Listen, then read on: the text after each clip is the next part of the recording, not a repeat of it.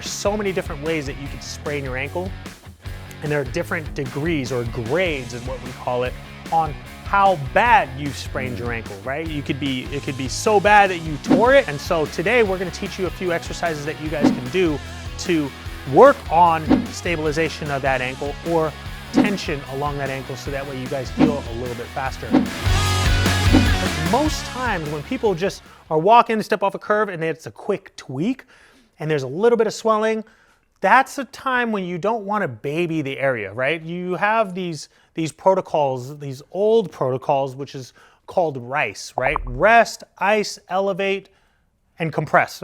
Or rest, ice, compression, and elevation. I was like, yes. Wait a minute, EC?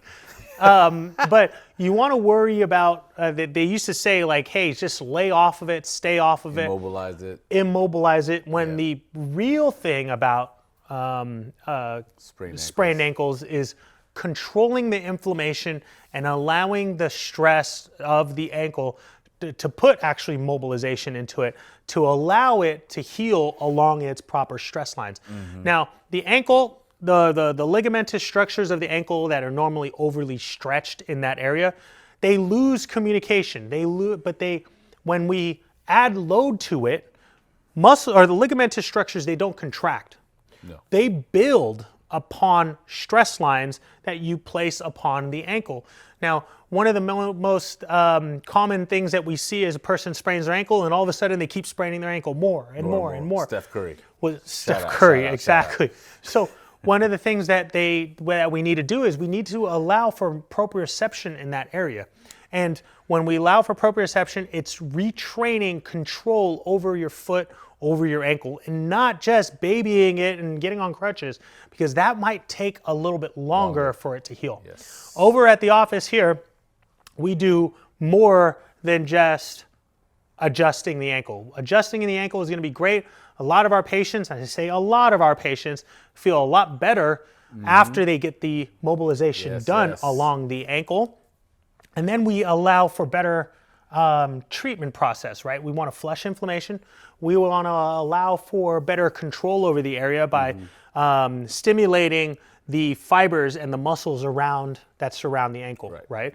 And so today we're going to teach you a few exercises that you guys can do to work on stabilization of that ankle or tension along that ankle so that way you guys heal a little bit faster. If you look at the video, we have exercises and we have a process of what we do to allow for range of motion. Now you'll see in that video that we elevate it, we ice it, but it's very, very minimal on what we do there. It's like a couple of minutes. And the reason why we ice it is not because we're trying to decrease inflammation.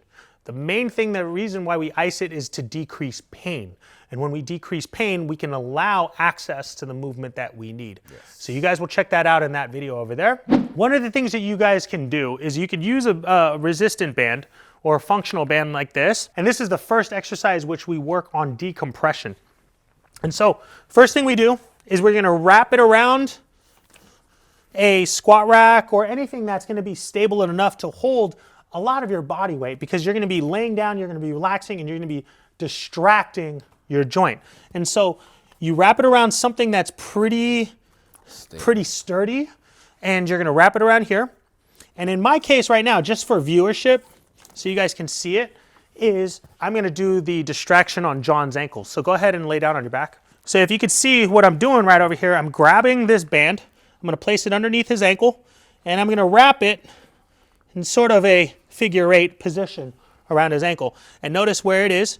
I'm gonna pull from here, and I'm gonna use this, go ahead and lift your foot up, and this is gonna just distract his ankle away. So imagine I'm the sturdy object, and that can hold his ankle, and he's gonna hold his foot up here. Notice how high my hand is here, so that way his foot can hang up pretty high.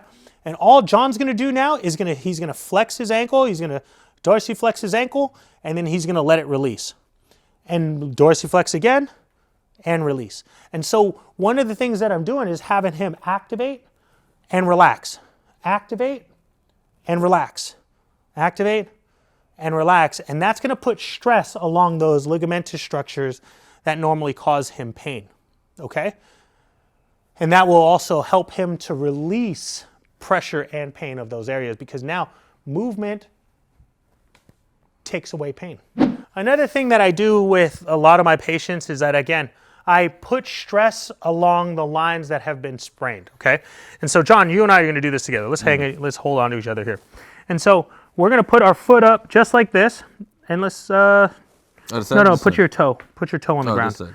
So as your toe is on the ground, already, if it's the deltoid ligament that has been sprained, what we're gonna do is we're gonna put pressure into that toe, into the outside part of your toes, and I'm just gonna put a little bit of stress, and I'm gonna kind of bounce the ankle back and forth.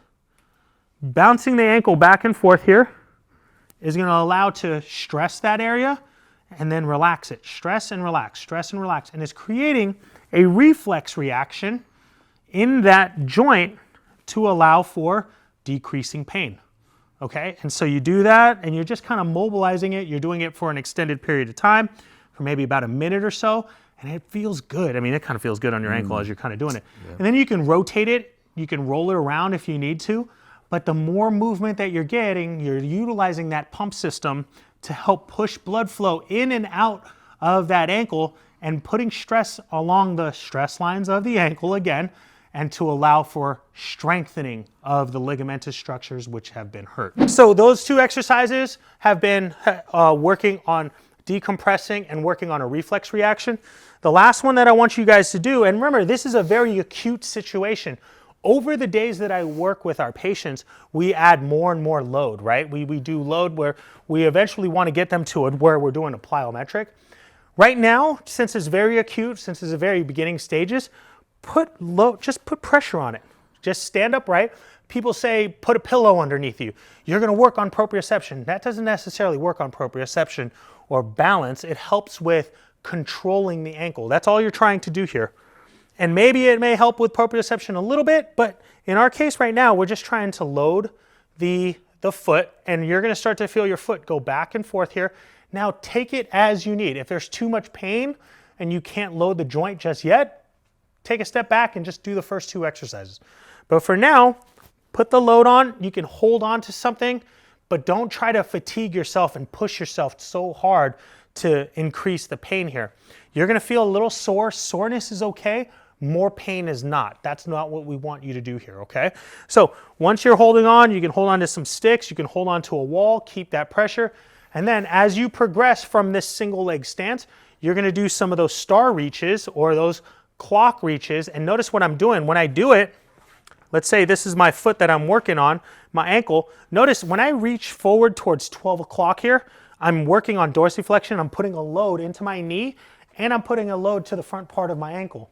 When I reach back here now I'm putting a little bit more pressure on the back side of my ankle, and I'm working my calf and my gastroc and the stabilizers of that ankle. When I go into the side, notice I'm putting a little bit more pressure on the outside part of my foot. Again, the reason why we want to work on those star reaches or those clock reaches is because we're putting different angles of pressure onto that ankle joint. And that will allow for more strength, more load in different directions, because the ligamentous structures of the ankle is not linear. It's not just one straight line.